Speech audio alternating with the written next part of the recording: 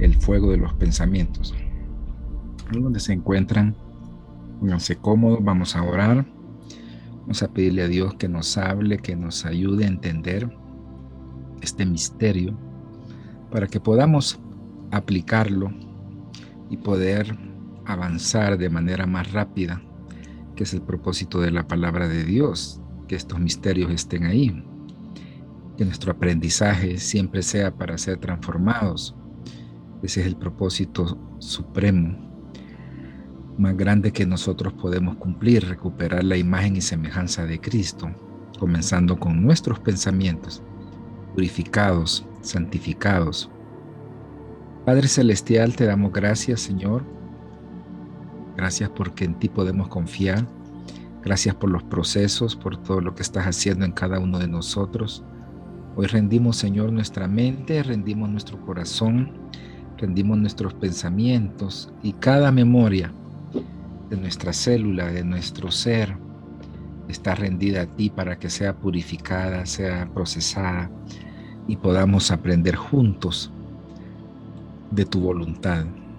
Que tu palabra lleve tu sustancia, tu poder y tu fuego a cada parte y rincón de la tierra, Señor. En el nombre de Jesús. Amén.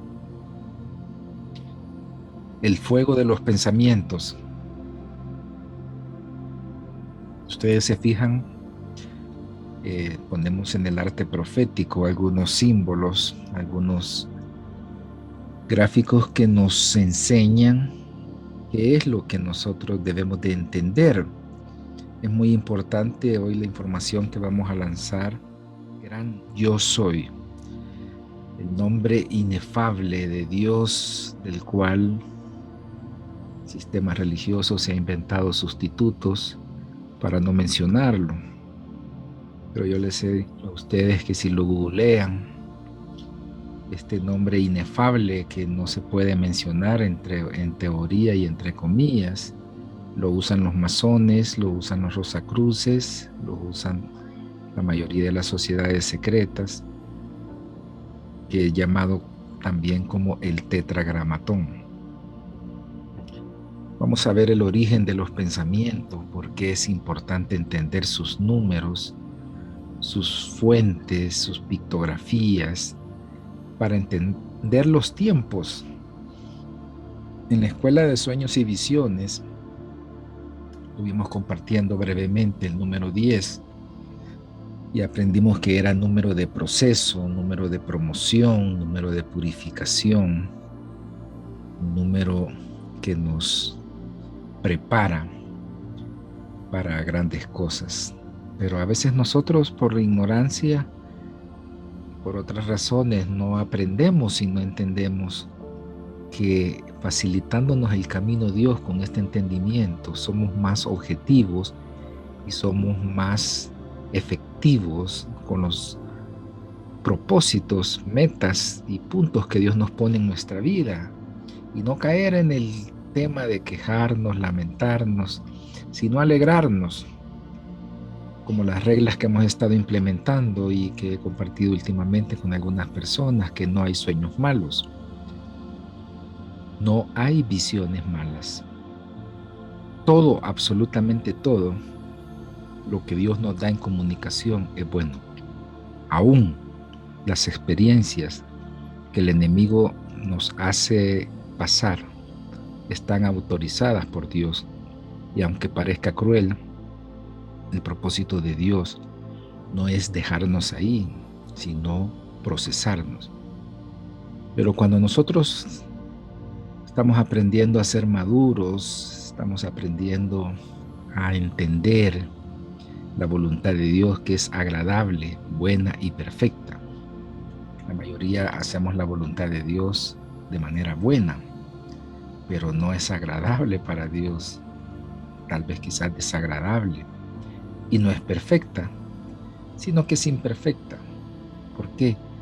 Porque estamos pasando dificultades con el deseo de que es la voluntad de Dios, pero porque es bueno para nosotros, no es bueno para Dios, no es bueno para su voluntad, porque todavía nosotros juzgamos a Dios a la imagen y semejanza de nuestros errores y de nuestras imágenes distorsionadas.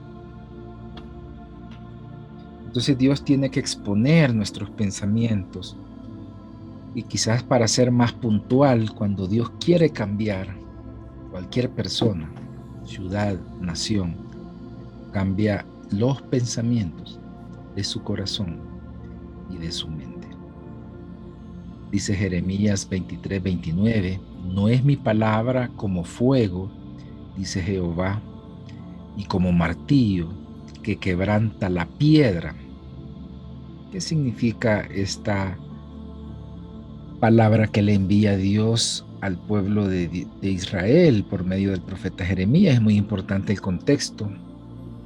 Entender que Dios les había dado advertencias que se arrepintieran, que cambiaran su forma de pensar.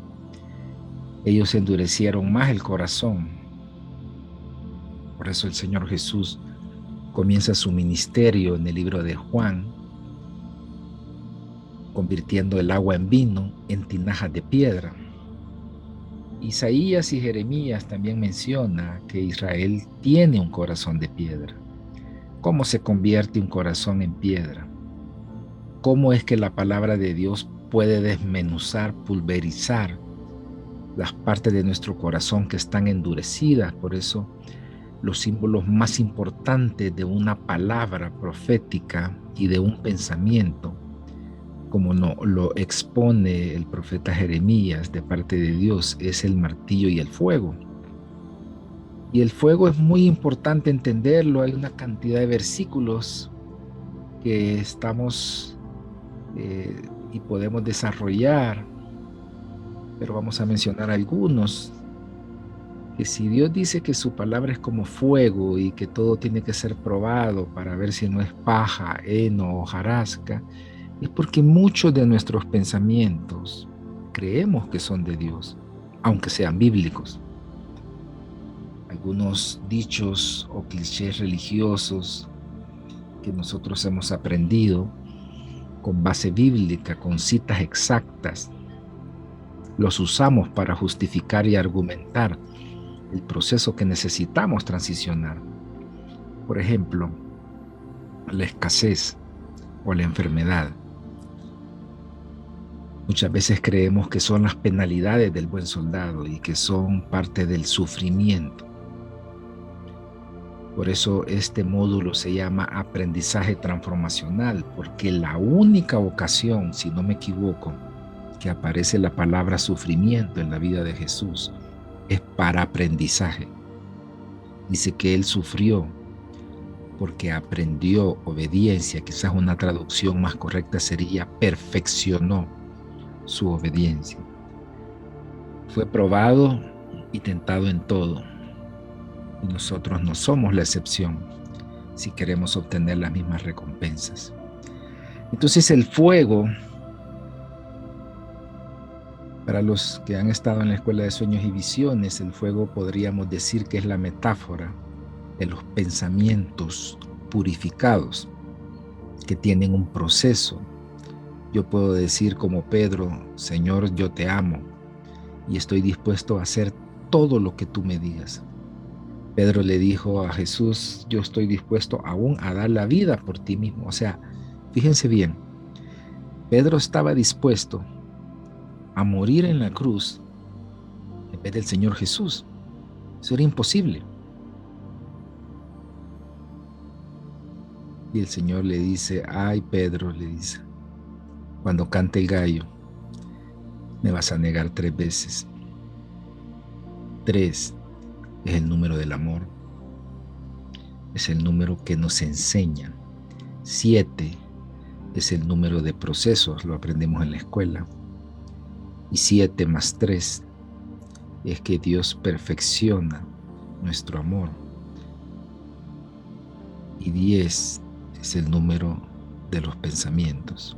Un pensamiento tiene un número, tiene una frecuencia, tiene una fuerza. Y matemáticamente es el número 10. Algo que debemos de reconocer que es muy importante en la cultura del reino para no sobredimensionar la cultura de Israel, porque es la cultura de Dios que se la instituyó a ellos, no solo para ellos, sino para la iglesia. Es que el alfabeto de ellos es numérico, y eso es muy importante. ¿Por qué los sucesos de mi vida yo los puedo entender y cruzar más rápido cuando entiendo los tiempos? Porque fuego es igual a pensamiento.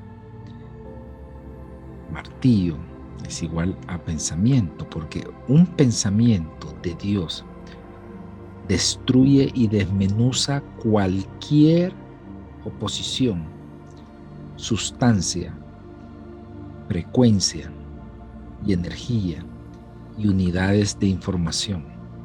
Un buen ejemplo es el llamado del profeta Isaías en el capítulo 6. Y dice el profeta Isaías: estaba yo delante del Señor cuando murió el rey Usías, y vi la gloria de Dios. Y Dios le dijo a Isaías: ¿quién irá por nosotros?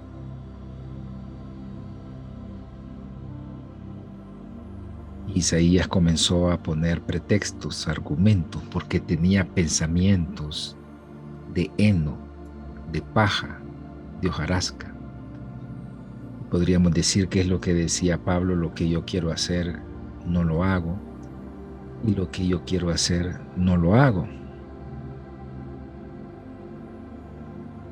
Lo que yo quiero hacer no lo hago, y lo que no quiero hacer, eso hago. O sea, tengo mezclas de pensamientos, por eso vimos pensamientos dispersos, pensamientos difusos, pensamientos ambiguos, pero el fuego purifica los pensamientos que no provienen de Dios, que tienen la intención original sobre nosotros, pero la motivación no es sana. Un buen ejemplo de un pensamiento que no está purificado es que era el propósito de Dios que Ana tuviera hijos, pero porque era estéril, porque sus motivaciones no eran puras. Estaba tomando identidad, estaba tomando todos los recursos que le pertenecen a Dios como fuente, como padre, los estaba tomando de la realización como esposa y como mujer. Y todavía le dice a su esposo Elcana: ¿acaso no te soy yo mejor, escuchen bien, que 10 hijos? ¿Por qué menciona el número 10? ¿Por qué le cambiaron el salario a Jacob 10 veces? Porque Dios tenía que purificar los pensamientos de avaricia, los pensamientos distorsionados, desmesurados que tenía de ambición. Y haciendo un paréntesis, un buen ejemplo es que Jacob sabía, porque él era el favorito de Rebeca, cuando ella le fue a preguntar al Señor que qué sucedía en su vientre, y le dijo: lo que pasa es que tienes 2 naciones en tu vientre, y el mayor servirá al menor. Entonces Isaac era un matrimonio dividido, donde él se fue por la tradición y Rebeca se fue por la palabra profética del Señor. Entonces Rebeca sabía muy bien que quien iba a cumplir la palabra profética multigeneracional de Abraham, Isaac, y que caía sobre Jacob, era su hijo, o más bien dicho, su favorito, no Esaú. Entonces aquí nosotros nos encontramos que él se estaba robando, como nosotros lo hemos hecho muchas veces. Andamos robando lo que es nuestro, andamos robando lo que es nuestra bendición, y este es un misterio muy sencillo, pero altamente profundo, porque Dios a veces se dirige a Israel como Jacob, y es porque él está retrocediendo y tomando las mismas actitudes e iniquidades que Jacob tuvo cuando él era el dueño de todo lo que tenía en sus manos. Él andaba mendigando, Israel andaba pidiendo, y andaba quejándose de lo que ya Dios le había entregado. Por eso es muy importante entender la palabra con mucha revelación cuando dice Efesios, el capítulo 1, pues yo los he bendecido, y está hablando en pasado infinito. Yo los he bendecido con toda bendición de lo alto y con toda riqueza. ¿Por qué tenemos que pedir lo que ya nos dieron? ¿Cuántos de nuestros hijos tienen que estar pidiendo permiso para abrir la refrigeradora? Ellos solo llegan y toman. A menos que haya algo reservado y privado, ellos preguntan, pero lo que es de ellos, ellos lo toman, y esa es parte de la identidad que Jesús dice que debemos nosotros de tener, de ser como niños y volvernos como niños. Entonces aquí nosotros podemos ver este pequeño paseo de cómo funciona el fuego y los pensamientos. Proverbios 27 al 21 dice: el crisol prueba la plata y la hornaza el oro, y el hombre la boca del que lo alaba. Estas son traducciones bastante antiguas, pero debemos de entender que la anatomía de las palabras tienen como fuente nuestros pensamientos. Y nuestros pensamientos tienen la oportunidad de que sean revelados en la parte más escondida de nuestro ser, que suele suceder en nuestro inconsciente. Nuestro inconsciente es todo aquello que nosotros no conocemos y que está dentro de nosotros, como lo hemos aprendido, y que la Biblia lo llama y lo reduce como el corazón. Es engañoso, y ¿quién lo conocerá? Entonces, si nosotros conociéramos todos los pensamientos que no son agradables a Dios, nosotros nos evitaríamos una gran cantidad de problemas. Entonces, si alguien quiere avanzar más rápido, la mejor manera de hacerlo es hacer las oraciones de David. Muéstrame mis pecados ocultos. Muéstrame lo que yo no veo. Porque nuestras oraciones son cortas y son muchas veces oraciones vacías y de repetidas muchas veces como mecánicamente. Yo lo quiero decir delante de Dios y de ustedes. Voy a hablar de mi experiencia personal. ¿Cómo es la oración cuando comemos? La mayoría de las veces es rápida y es corta y es repetida. No hay una relación. Pueden ser 30 segundos, pero con palabras genuinas que salgan de un corazón agradecido con Dios. Pero normalmente nosotros hacemos una oración, una liturgia, una repetición. Y a eso se refiere Salomón cuando dice que el crisol prueba la plata y la hornaza el oro. La plata es un símbolo de inteligencia y el oro es símbolo de sabiduría. Entonces nuestra sabiduría, cuando no proviene de Dios, es diabólica y terrenal, dice Santiago, y entonces el fuego, las pruebas, las dificultades, las adversidades son reguladas o intensificadas por las palabras que salen de nuestra boca. A eso es bien importante agregarle que estamos en la década de la boca. El año pasado aprendimos a callar.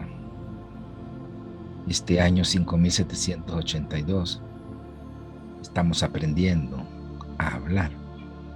Hay una gracia muy especial para llamar la atención de esas palabras que estamos acostumbrados generacionalmente a repetir, a oír de nuestros padres, de nuestros abuelos, y que hasta nos causan gracia y que las repetimos con mucha honorabilidad, como decía mi mamá, como decía mi papá, como decía mi abuelo, y ¡fum!, tiramos la maldición.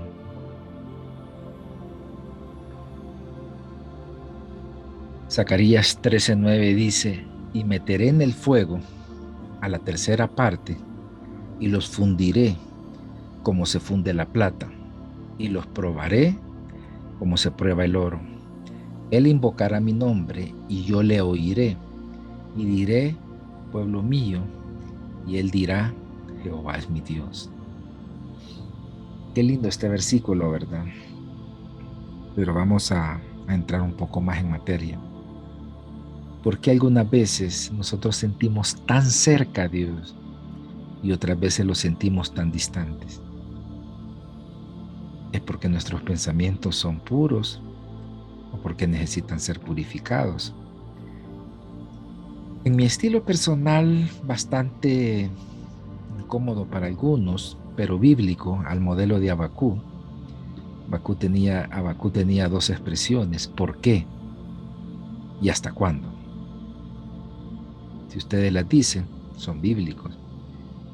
Entonces yo le hago esos reclamos bíblicos a Dios: Señor, ¿hasta cuándo? ¿Hasta cuándo voy a ver mi respuesta?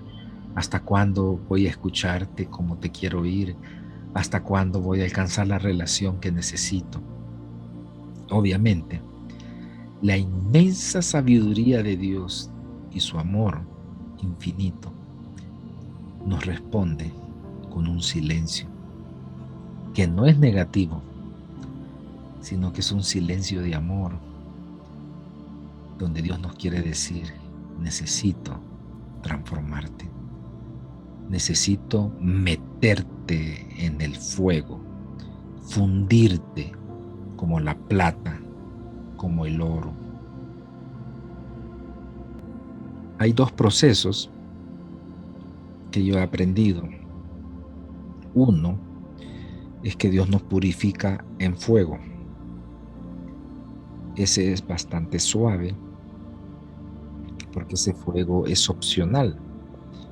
Me puedo hacer a un lado, me puedo adelantar, me puedo alejar, pero hay un fuego que es intenso y es el del horno. Ahí lo meten a uno y no hay salida hasta que se cumplan los tiempos. Si tú has estado en algún área de tu vida sin salida, Dios ha estado purificándote. Dios no es sordo, no tiene amnesia, no tiene problemas de memoria.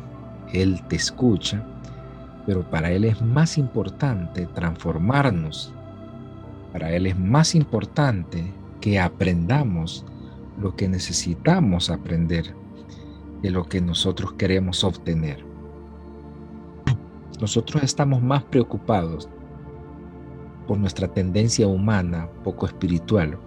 Nos preocupan más las respuestas que los procesos. Nos preocupan más los resultados que la transformación. Queremos ya la casa, el carro, la salud, la economía, la respuesta. Y eso va en contra de las reglas del juego. Yo lo he mencionado y sigo teniendo esa pasión de parte de Dios, hacer una serie que se llama Las reglas del juego, las cuales no habla del juego final. Creo que es una revelación que el Espíritu de Dios está trayendo a la iglesia, que necesitamos conocer las reglas para ganar, para no perder, para salir adelante, porque Dios nos ha llamado, escúchenme bien, no a vencer, sino a ser más que vencedores, más que una victoria.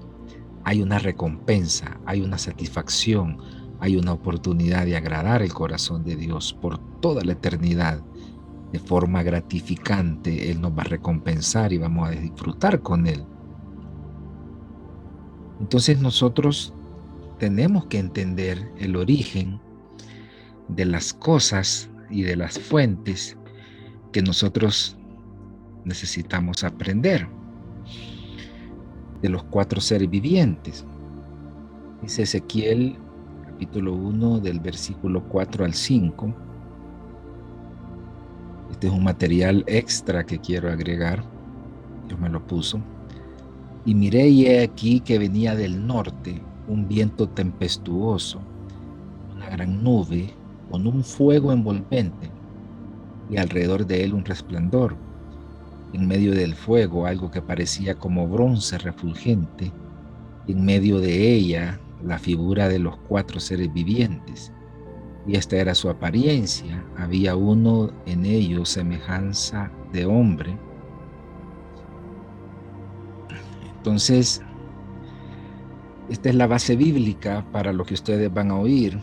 De los 4 seres vivientes se menciona muy poco y se enseña muy poco, ya que es un conocimiento revelado a nivel del ministerio profético. Pero es un tiempo donde necesitamos entender estas revelaciones. ¿Por qué? Porque los 4 seres vivientes tienen misterios para gobernar la tierra. Dice, según el protocolo que nosotros entendemos en Apocalipsis 4 y otras citas donde ellos aparecen e interaccionan. De hecho, hay personas dentro de los 24 ancianos que hablan con Juan y le dice Juan, y vino uno de los 24 ancianos y me dijo, ¿cuántas veces nosotros hemos tenido sueños o visiones con ancianos, con figuras de la antigüedad? Son misterios que son muy importantes que los entendamos. Entonces quiero establecer lo siguiente. Los 4 seres vivientes son 4 aspectos de Jesucristo, pero también el rostro de hombre es el rostro de Adán, porque es la imagen y semejanza de Dios.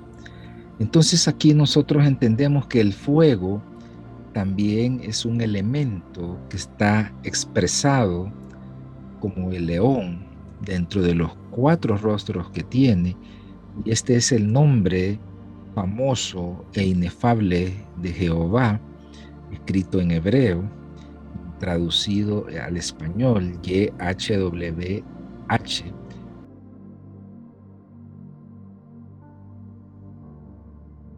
La forma para entenderlo mejor sería esta, la presentación. Ahora, aquí nosotros entendemos la parte muy importante de la iglesia completa, de entender las raíces hebreas, respetando los límites de no sobredimensionar ni desvirtuar el nuevo pacto que Dios nos ha regalado por medio de su Hijo y su sangre que fue derramada con todas sus virtudes y beneficios.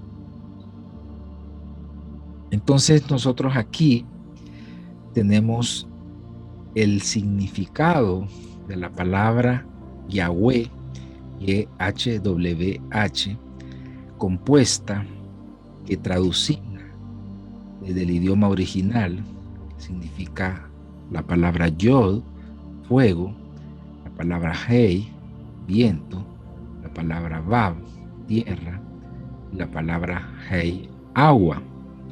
Estos elementos son importantes entenderlos, escúchenme bien por favor.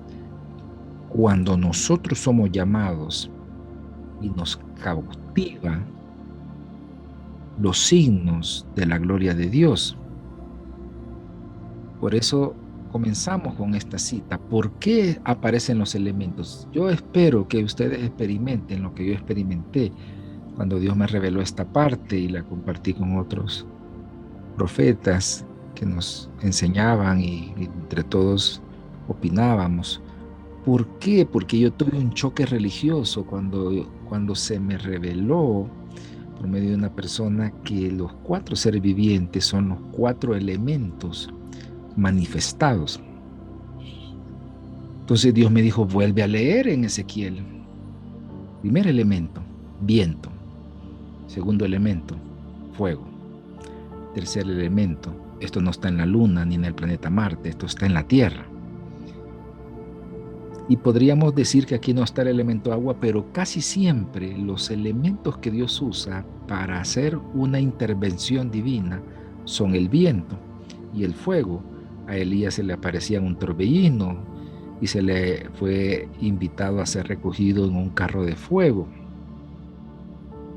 Y así hay una cantidad de enfoques que nosotros aprendemos por qué el fuego es importante, por qué los sacrificios y toda práctica pagana que hace cualquier secta o religión, el fuego desata un poder, sea bueno o sea malo.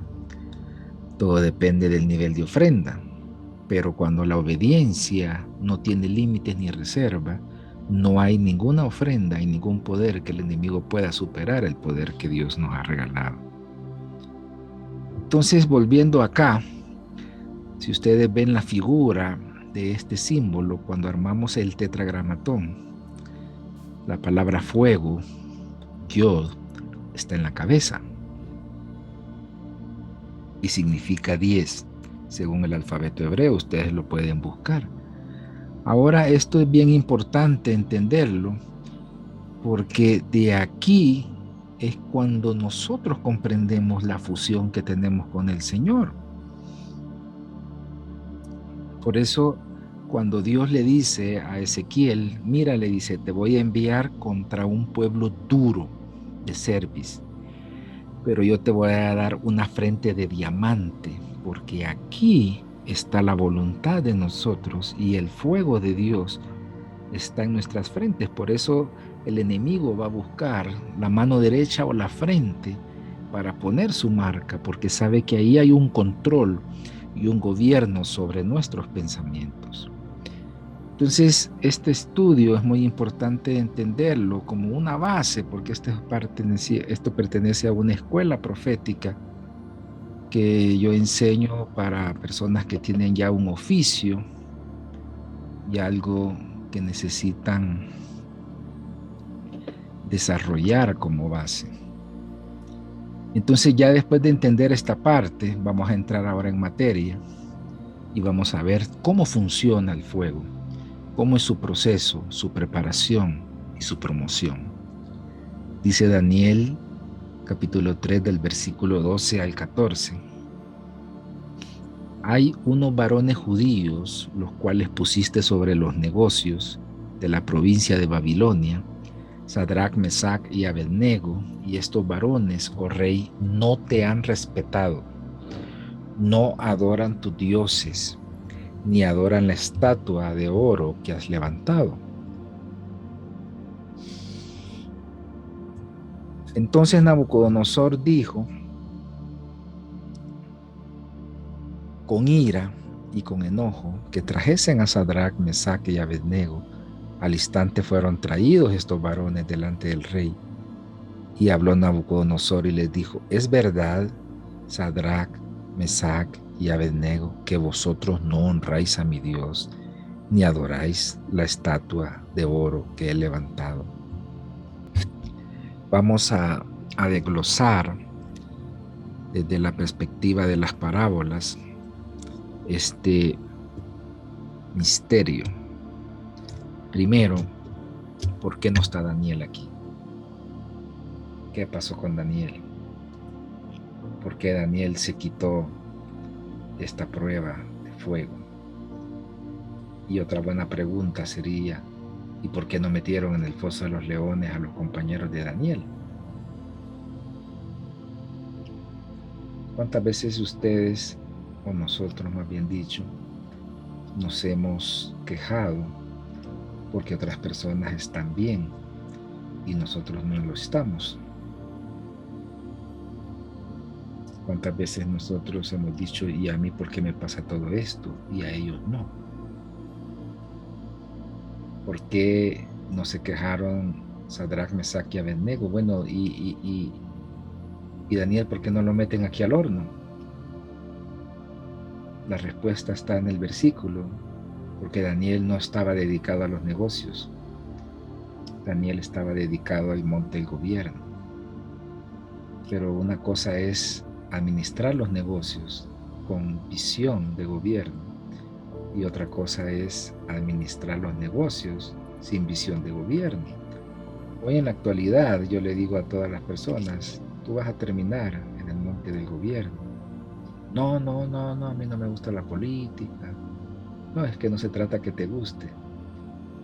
La escuela de los 7 montes es clara y Juan dice, la raíz de todos los males es el amor al dinero.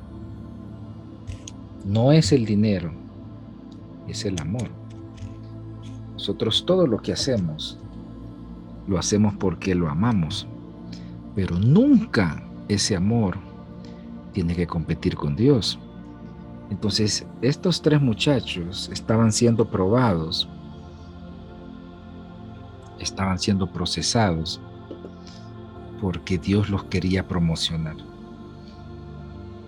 Y la palabra nos deja bien claro que estaban en los negocios de la provincia de Babilonia. Esta es una guerra de adoración. Para los que tienen llamado al monte de los negocios o al monte del gobierno, quiero decirles algo. La única manera con la que nosotros podemos avanzar es a través de una adoración sin límites. Ustedes van a ver aquí que todo el conflicto entre Daniel, sus compañeros y Babilonia era un tema de adoración.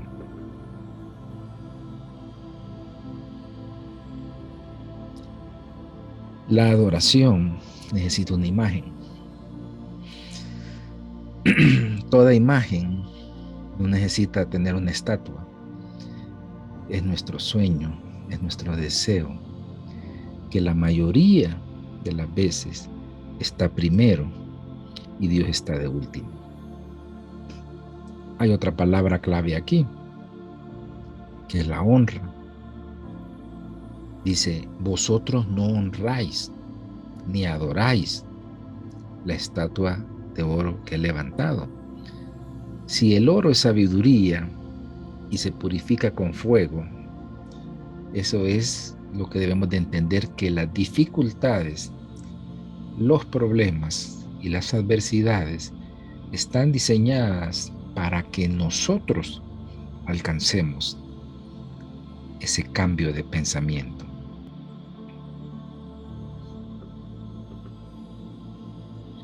Dice el mismo capítulo en el versículo 15, ahora pues, estáis dispuestos para que al oír el son de la bocina, de la flauta, del tamboril, del arpa, del salterio, de la zampoña y de todo instrumento de música, os postréis y adoraréis.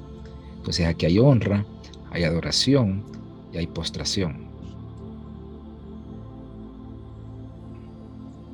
Las 2 culturas y las 2 etnias más poderosas del mundo se postran y adoran con su frente en tierra. ¿Quiénes son? Los judíos y los musulmanes.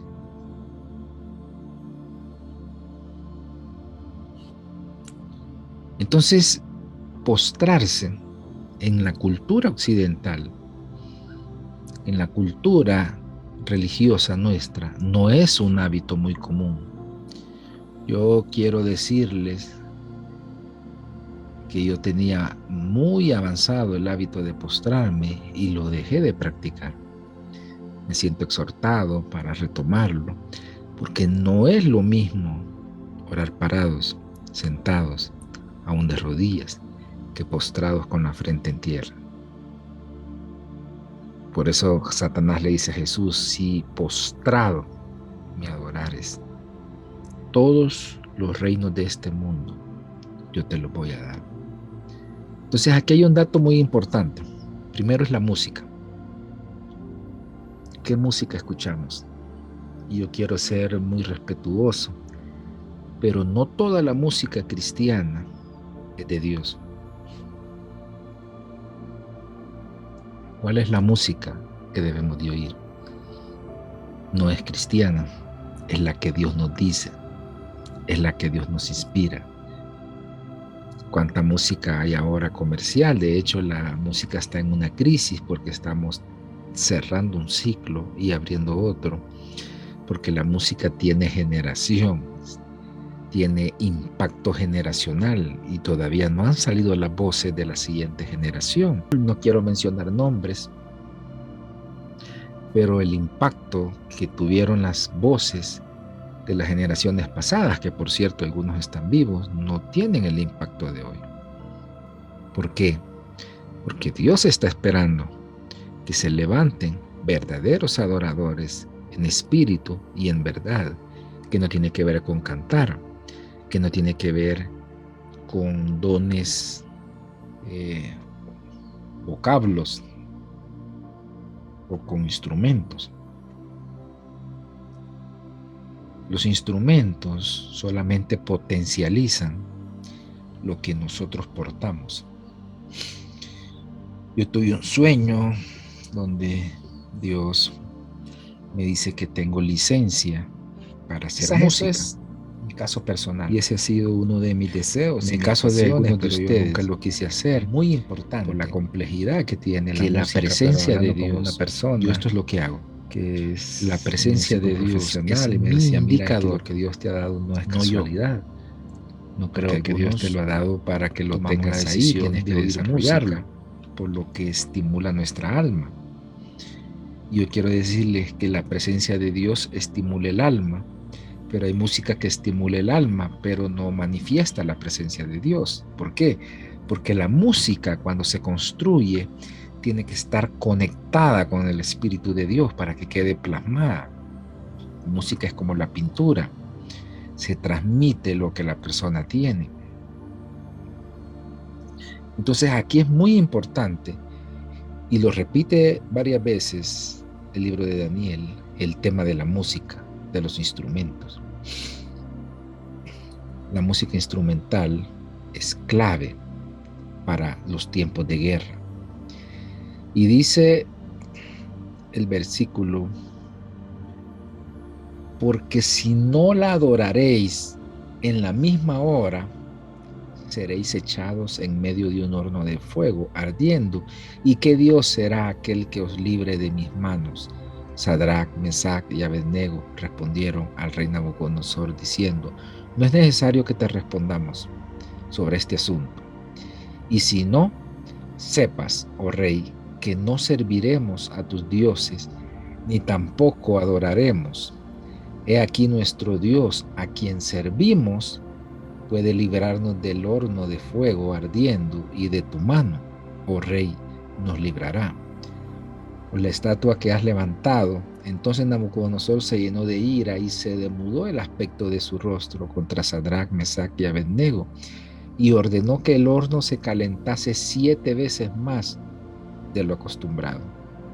Y mandó a hombres muy vigorosos que tenía en su ejército que atasen a Sadrach, Mesach y Abednego para echarlos en el horno de fuego ardiente. Una de las interpretaciones científicas que más me gustan de Albert Einstein es que Dios no tira dados al azar. Cuando aplicamos esa norma a la Biblia, ¿por qué se calentó el horno 7 veces? ¿Por qué se le cambió el salario 10 veces a Jacob? Cuando somos atraídos a esta parte numérica, es porque Dios nos ha dado una unción y una revelación para desarrollarla bíblicamente. Y el número 7, como lo hemos aprendido, es proceso. O sea que el horno no se calentaba, no era la costumbre que se calentara a esos grados de calor. Entonces ahí yo me imagino a Sadrach, Mesach y Abednego, hey, tranquilos, esto está preparado por Dios. No entendemos cuál es el plan, pero esta es otra oportunidad que Dios nos da para que sigamos confiando en Él. Ya hemos visto su mano. Yo me atrevería a decir, y esta es mi opinión, que ellos tenían una relación tan íntima con Dios que Dios les había revelado misterios sobre cómo se gobiernan los elementos, cómo se desmaterializa la sustancia y cuáles eran las facultades que Dios le dio a Adán y que otros profetas practicaron, como Elías, como Enoc, y que vemos en el libro de Hechos, como en el caso de Felipe, que fue arrebatado, trasladado, y otros personajes como Pablo.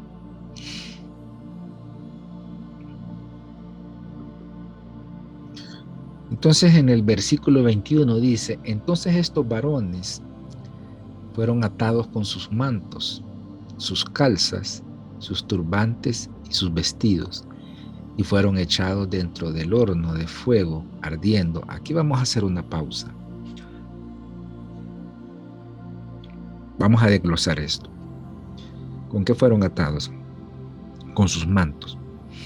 No vamos a alterar la palabra, no la vamos tampoco a reducir ni a sobredimensionar. Eso quiere decir que los desnudaron, o por lo menos los dejaron con ropas ajustadas. Y los mantos como el talit y sus calzas y sus turbantes y sus vestidos, dice, bueno, sí, parece que los desnudaron, ¿verdad? Los ataron con todas sus ropas. ¿Qué significan los mantos? Estos eran personas, eran muchachos prósperos, estaban en obediencia, pero no estaban preparados para algo mayor. Ellos tenían la oportunidad de administrar negocios de una provincia y Dios los quería poner en negocios de peso mundial. Ese era el manto que Dios les quería dar. El calzado significa sus pies, su caminar ya no era el que necesitaban uno nuevo. Sus turbantes representan la cabeza, su forma de pensar, su capacidad y su potencial de pensamiento no tenían los requisitos que demandaban los negocios de peso mundial que ellos iban a tener. Sus vestidos, que significan el carácter, tampoco estaban listos. Y ese es el propósito de las pruebas y las dificultades. Aunque se siente que es una leve, dice Pedro, y momentánea tribulación, bíblicamente hablando, pero nosotros cuando estamos ahí sentimos que nunca terminan, que parecen eternas, parece que llevamos una vida entera y que toda la vida va a ser así. No sé si alguno se identifica conmigo, pero la Biblia dice que es leve y momentánea la tribulación, comparado con el peso de gloria que nos espera.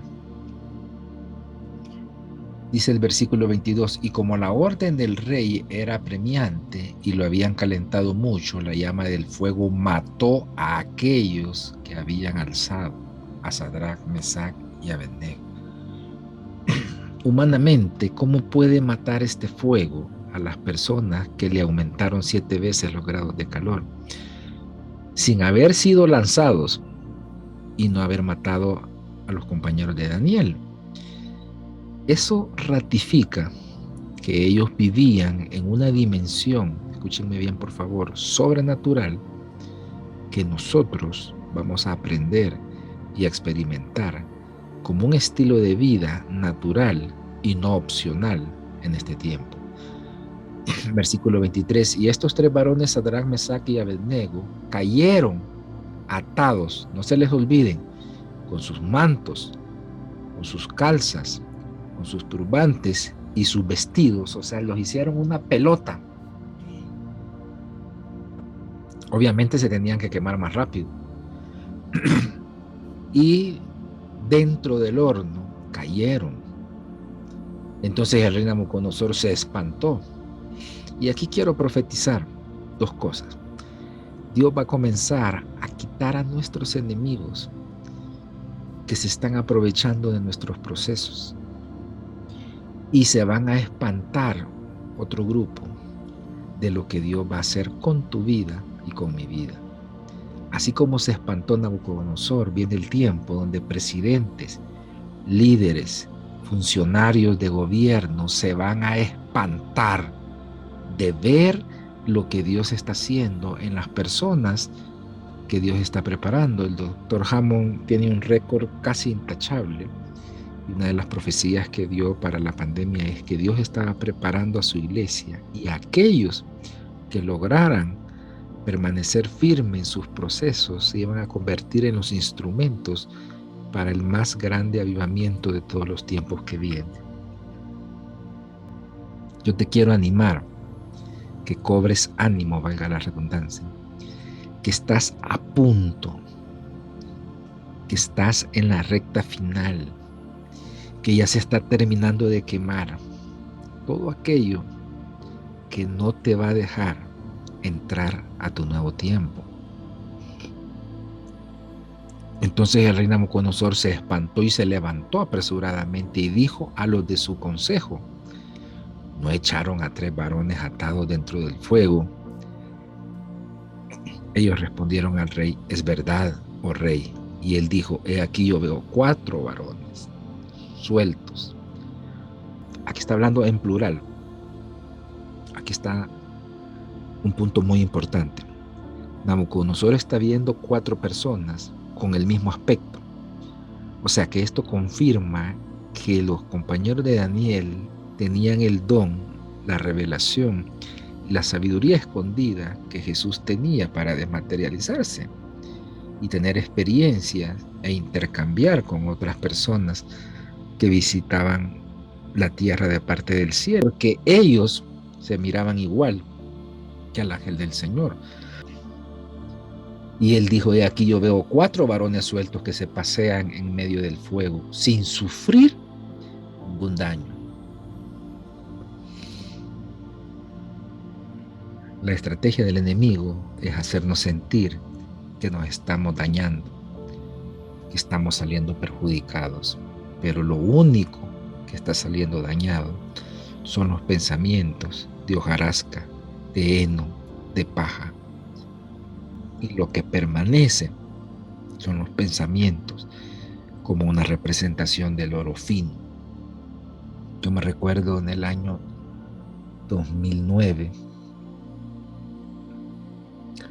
Dios me dio un sueño donde yo estaba en el mismo lugar del cielo cuando morí, solo que esta vez no estaba aterrorizado, sino que sentía el amor del Padre.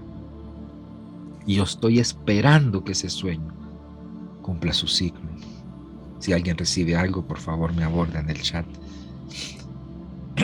Y en mi mano ponen una roca arenosa que se comienza a convertir en oro. Y cuando yo la veo me alegro y siento al mismo tiempo ignorancia, como cuando le dan a un niño algo que es muy importante, pero no lo valora, sino que le llama la atención porque es atractivo. Y yo en el sueño digo: ve, Dios me regaló unción para gobernar los elementos. Y oigo una voz detrás de mí que dice: oro de Ofir. Y se lo comparto a un profeta muy especial y le comienza a dar risa y me dice: mire, me dice, en ese sueño la roca arenosa es usted y es su llamado y son las personas que están esperando que usted finalice su proceso. Es usted mismo y está en su mano porque Dios le da permiso que usted aborte su proceso.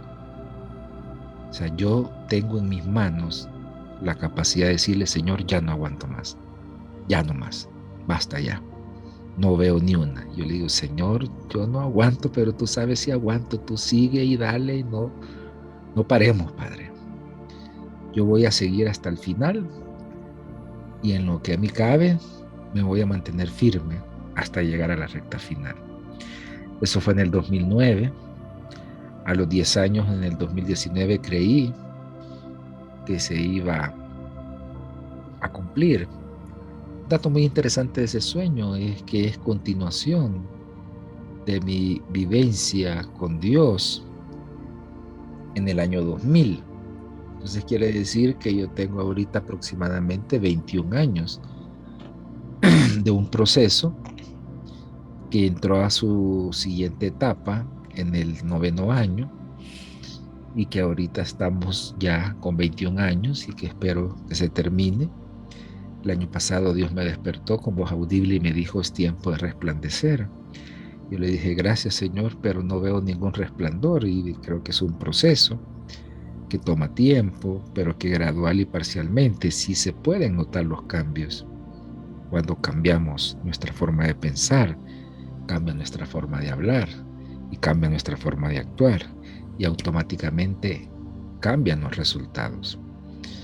Entonces podríamos resumir que el fuego de Dios tiene como propósito purificación y una adoración sin reservas.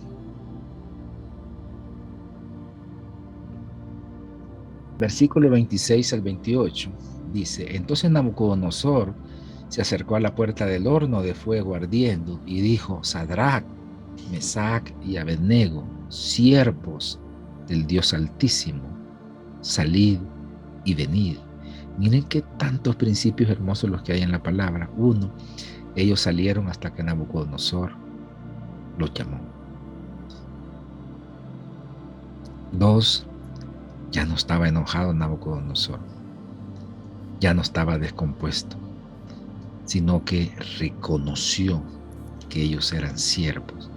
Yo te profetizo que todas tus pruebas y tus procesos, viene el tiempo de reconocimiento para tu vida, viene el tiempo donde te van a llamar, donde te van a decir, salid y venid. Entonces Sadrach, Mesach y Abednego salieron de en medio del fuego y se juntaron los sátrapas,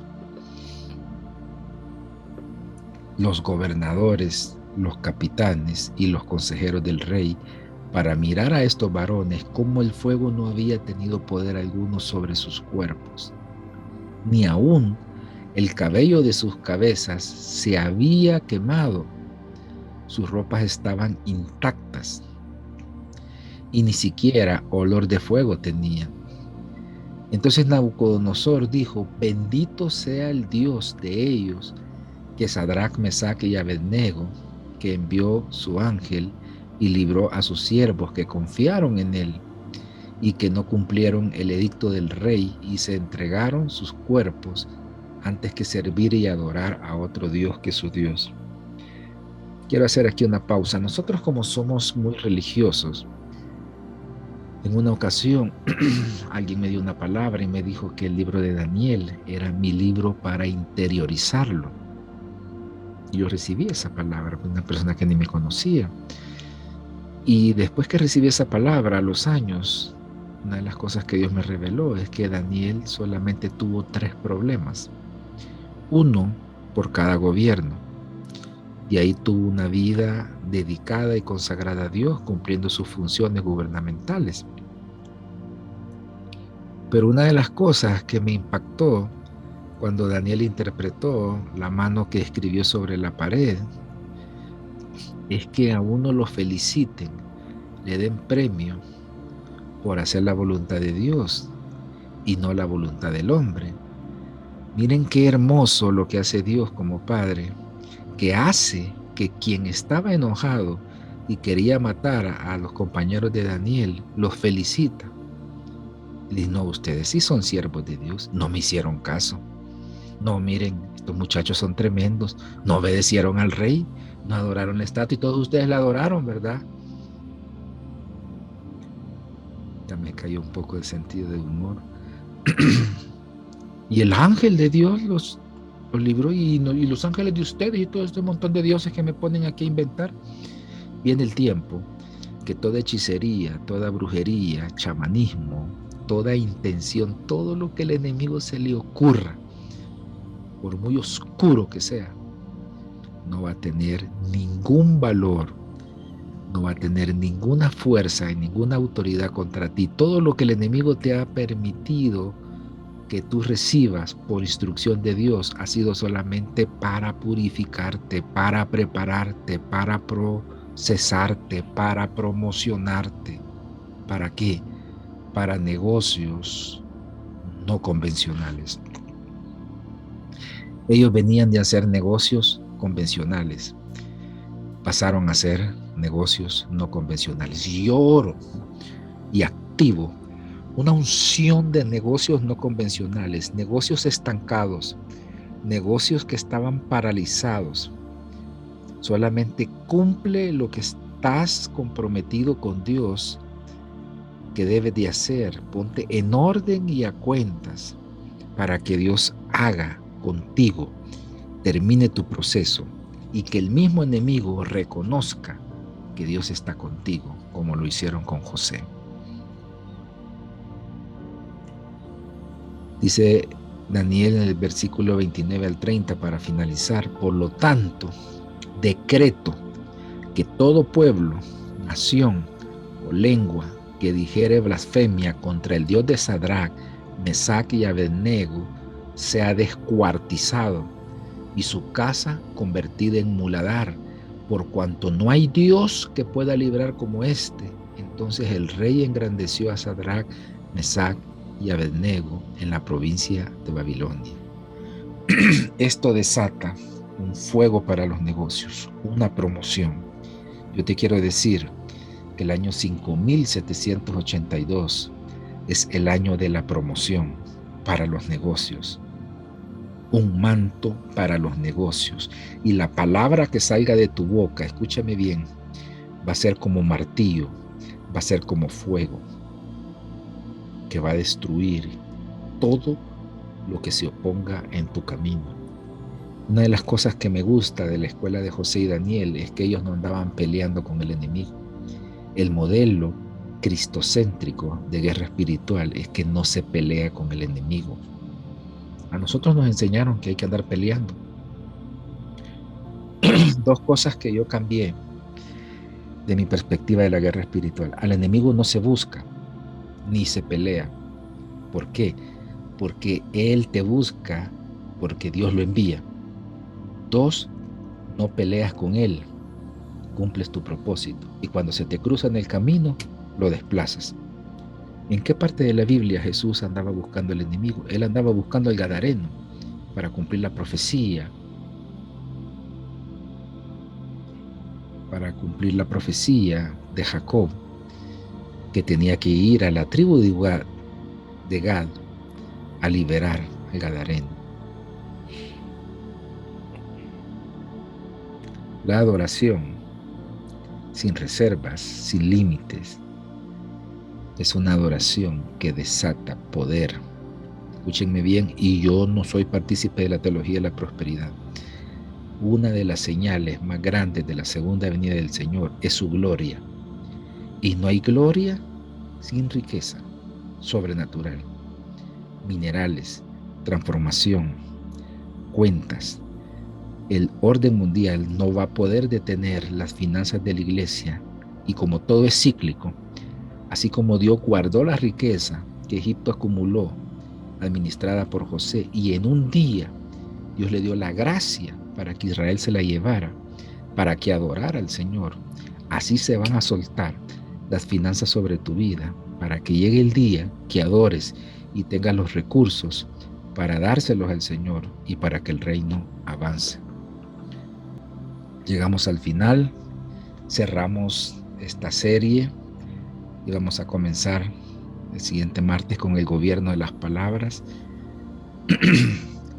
Una serie explosiva, creo que va a ser para mí la fase más intensa porque reúne todos los principios del gobierno de la mente, de gobernando el día, de gobernando los pensamientos.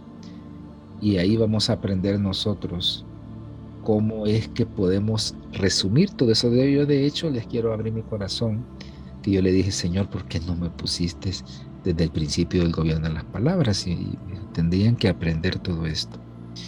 Pero en el gobierno de las palabras, tú vas a resumir todo lo que hemos aprendido de una manera tan sencilla que solo pide dos requisitos: creerlo con el corazón y confesarlo con tu boca. Como dijo el profeta Joel, dígalo, no ore, no piense, no medite, no ayune, dígalo. Comienza tu milagro, tu proceso, tu transformación hablando, aprendiendo a hablar. Diga el débil, fuerte soy. Y lo hemos ratificado y lo hemos reforzado con la mujer de flujo de sangre que se decía a sí mismo. Solo vemos el milagro. Y el centurión lo vuelve a decir, solo di la palabra, gobierna por medio de la palabra. Por eso en el libro de Génesis Dios dijo, Dios habló, Dios gobernó por medio de la palabra.